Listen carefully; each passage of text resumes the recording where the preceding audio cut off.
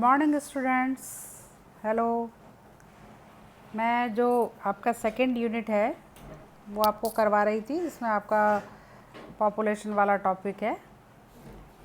इससे पहले हमने पॉपुलेशन डेंसिटी डिस्कस किया था और नेटेलिटी, जिसे कि बर्थ रेट कहते हैं, उसको भी डिस्कस किया था ना।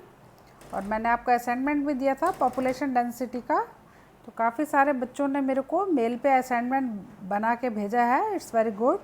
कुछ बच्चे रह गए हैं, आई होप कि वो लोग भी अपना असाइनमेंट कंप्लीट करके भेज देंगे। हो सकता है उनको कोई प्रॉब्लम रही हो। तो आप लोगों ने अच्छा रिस्पांस दिया है, वेरी गुड। और इस तरह से कोई और भी क्वेरी हो तो आप मुझे मेल कर सकते हैं, ठीक है ना। तो अपन ने पॉपुलेशन डेंसिटी कर लिया है और नेटेलिटी कर लिया है। नाउ नेक्स्ट पॉइंट जो है इसका वो है मॉर्टेलिटी। मॉर्टेलिटी किसको कहते हैं बच्चों? Death rate. यानी ये नेटेलिटी के एकदम अपोजिट चीज़ है।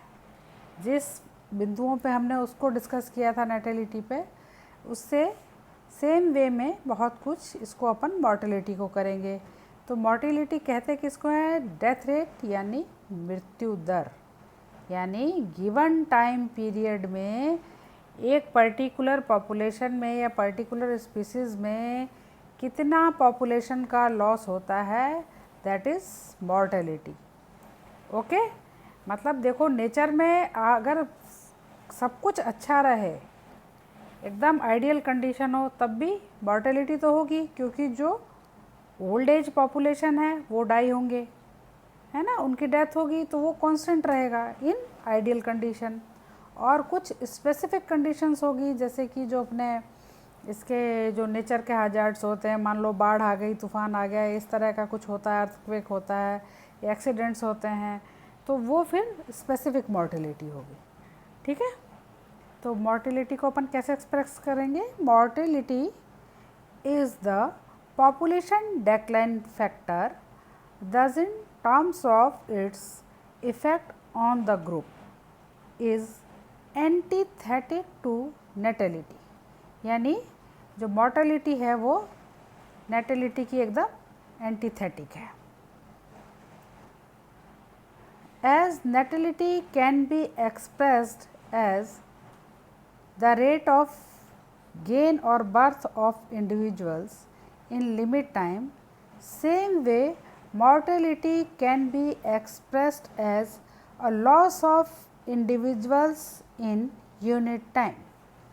जैसे हमने नेटेलिटी को कैसे डिफाइन किया था कि रेट ऑफ गेन और birth of individuals in limit time, ठीक है ना। इसी तरह से सेम वे मॉर्टेलिटी को कैसे एक्सप्रेस करेंगे? Loss of individuals in unit time, the death rate. Okay. Generally, mortality is expressed as specific mortality, that is the number of members of an original population during the lapse of given time. Okay? The crude rate of death of a population can be calculated by the following equation। यानी एक crude rate of death rate इस population में कैसे calculate करेंगे? जैसे natality में भी मैंने तुमको एक फार्मूला बताया था, इसी तरह से डेथ रेट को भी अपन इस फॉलोइंग फार्मूले से कैलकुलेट कर सकते हैं।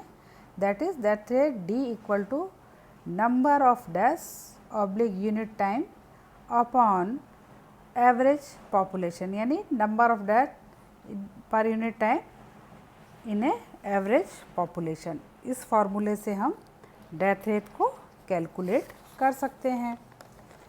ओके।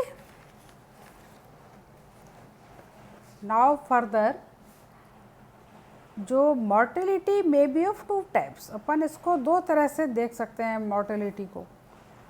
जैसे कि डेथ रेट, नेटेलिटी मैंने आपको बताया था कि एक डेंसिटी में बताया था आपको, एक क्रूड डेंसिटी होती है और एक स्पेसिफिक होती है। इसी तरह से इसमें भी अपन इसको दो तरह से देख सकते हैं मॉर्टेलिटी को।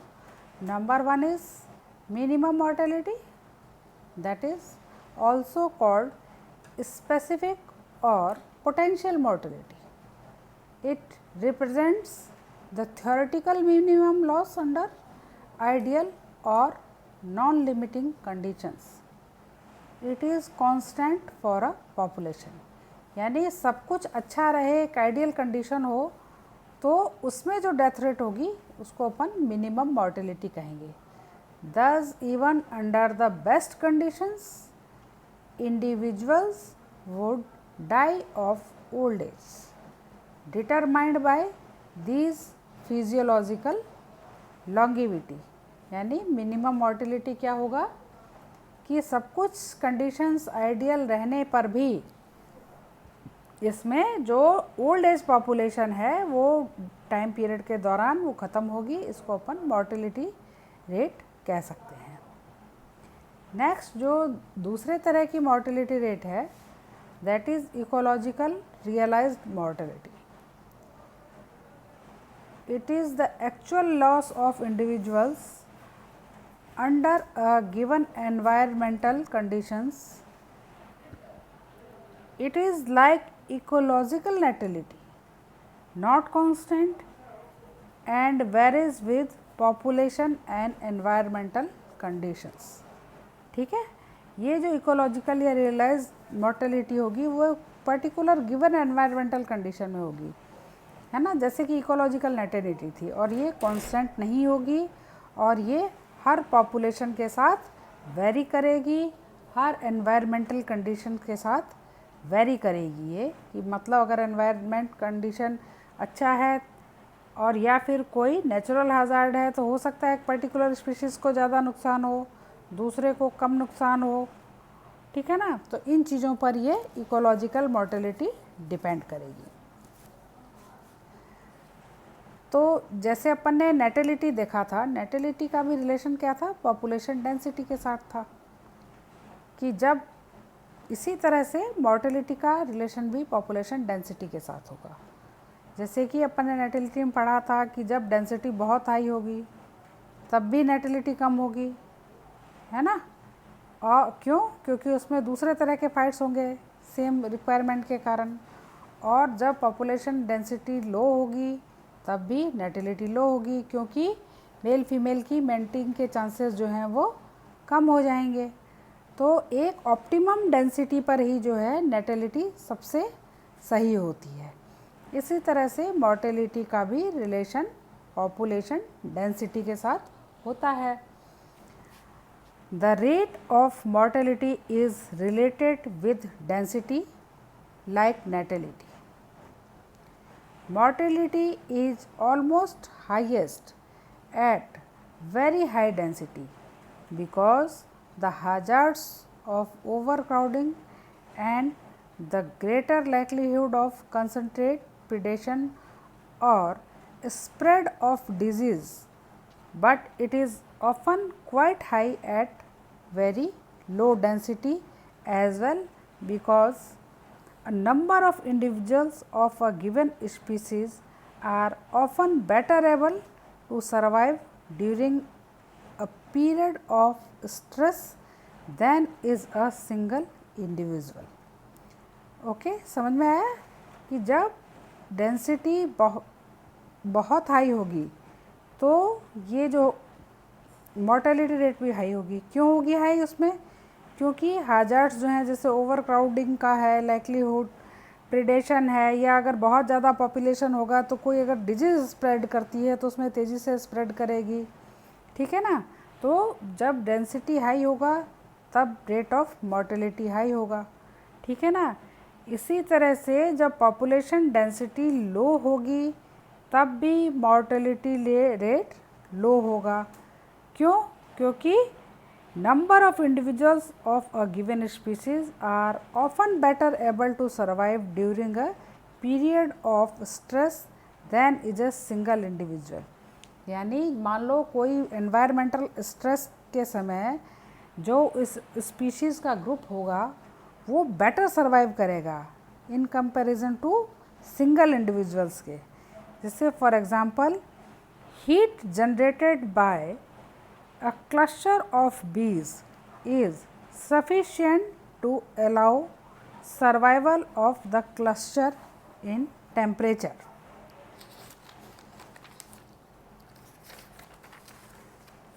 Low enough to kill the bees where they are not clumped together। यानी जब काफ़ी ये हीट होगा, जो ये अगर मान लो एक इसका क्लस्टर है बीज का, तो जब ग्रुप में रहता है तो अच्छा हीट जनरेट करता है, जिससे कि वो पूरा क्लस्टर सरवाइव कर जाता है। और अगर सिंगल भी रहेगी तो अगर वो क्लम्प नहीं है तो फिर उसका अकेले का सरवाइव करना मुश्किल होगा। इस तरह से हमने क्या देखा कि हाई डेंसिटी पे भी मॉर्टेलिटी हाई रहेगी और लो डेंसिटी पे भी मॉर्टेलिटी हाई रहेगी। ठीक है। The death rate may vary among species and are corrected with rate of reproduction. यानी देखो ये अलग अलग स्पीशीज़ में डेथ रेट अलग अलग होगा इन सेम एनवायरमेंटल कंडीशंस, और इसका सीधा रिलेशन जो होगा नेटिलिटी के साथ होगा।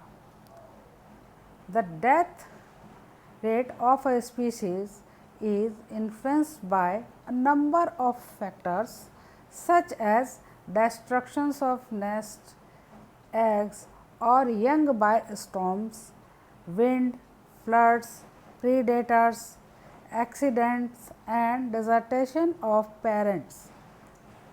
ठीक है ना। मतलब देखो मान लो ये क्या है कि बहुत सारे फैक्टर होते हैं जो कि डेथ रेट को इन्फ्लुएंस करते हैं। जैसे कि मान लो किसी आंधी तूफान में उनके नेस्ट अगर नष्ट हो जाए, घोंसले जो होते हैं, एग या उनके यंग वंस हैं, लार्वा है, वॉटएवर जो भी हैं, बाढ़ से या तूफान से या प्रेडेशन से, एक्सीडेंट से वो अगर या उनको पेरेंट्स छोड़ दें, तो इस तरह से अगर वो प्रभावित हो जाएं, ये सारे फैक्टर जो हैं ये मॉर्टेलिटी को प्रभावित करते हैं। But of fundamental importance is the number of young ones that is born in relation to the carrying capacity of the habitat। When more young ones are born, then the habitat can support, the surplus must either die or leave the area। ठीक है। मतलब देखो जिस habitat की जितनी capacity है hold करने की यंग वंस को, उतने तो सरवाइव कर जाएंगे, और उससे अगर सरप्लस है तो वो फिर ख़त्म हो जाएंगे। Because the number of survivors is more important then the number of deaths. यानी उस स्पीशीज़ आगे कैसे बढ़ेगी जो सर्वाइव कर रहा है। ठीक है ना। तो अगर इसकी हैबिटेट की जितनी कैपेसिटी है यंग वन को होल्ड करने की, उतने यंग वंस अगर बचते हैं तो स्पीशीज़ नेक्स्ट सर्वाइव कर जाएगी। इसलिए अपने लिए number of survivor are more important than death. Death वाला तो ख़त्म करो, जो सर्वाइव कर रहा है वो हमारे लिए इम्पॉर्टेंट है। So mortality is better expressed as survival और एज लाइफ एक्सपेक्टेंसी। यानी जो मॉर्टेलिटी को अगर हम दूसरी तरफ से देखें, अभी तो हम ये बात कर रहे थे कि mortality is rate of death, कितने नंबर मरते हैं, लेकिन अगर अपन इसको दूसरी तरफ से देखते हैं तो mortality is better expressed as survival और एज लाइफ एक्सपेक्टेंसी, यानी कितने उसमें से बचते हैं। The average number of years the members of a population have left to live, यानी उस पॉपुलेशन में सर्वाइव करने के लिए कितने मेंबर बचते हैं। Mortality rate is usually expressed as a percentage of individuals dying within a given time, यानी कितना within a given time वो इंडिविजुअल्स ख़त्म होते हैं उसका परसेंटेज है। The mortality rate is in many species varies from one age level to another, यानी mortality rate जो है एज लेवल पे भी डिपेंड करेगी कि यंग वंस अगर ज़्यादा ख़त्म हो रहे हैं या ओल्ड एज ज़्यादा ख़त्म हो रहे हैं। दस mean death rate has only general significance in birds, however the death rate is nearly constant।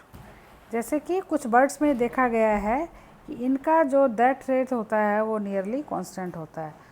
Once they become adult and it then appears that it varies universally with adult longevity। In adult, जैसे आप example देखिए, जैसे कि ये in adult penguins, pelicans, shore birds and gulls the annual mortality rate is commonly between 12 to 30%। यानी ये जो birds हैं, सारी बड़ी बर्ड्स हैं, देखिए पेंगुइन है, पेलिकन्स हैं, गर्ल्स हैं, तो इसमें जो एनुअल मॉर्टेलिटी रेट है बर्ड्स की, वो देखा गया है 12 to 30% के बीच रहती है। इन हेरन्स, हॉक्स एंड आउल्स, ये जो हेरन्स, हॉक्स, आउल्स वगैरह होते हैं, इसमें भी अबाउट 30% होती है मोर्टेलिटी रेट।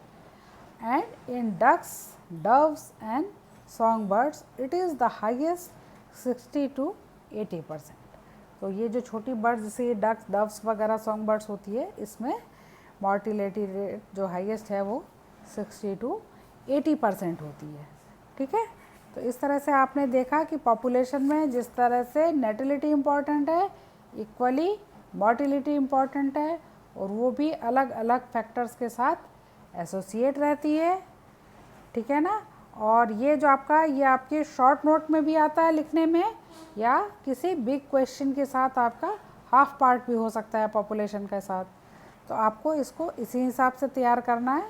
इसको आप लिखें अच्छे से और अपना रीड करें, और आपको जो भी समझ में नहीं आता you can ask me. Okay, और आप लोगों ने जो रिस्पांस दिया है असाइनमेंट का, दैट्स वेरी गुड। और जो बच्चे नहीं कर पाए हैं वो लोग भी कर लेंगे, ऐसा मैं सोचती हूँ। ठीक है, थैंक यू।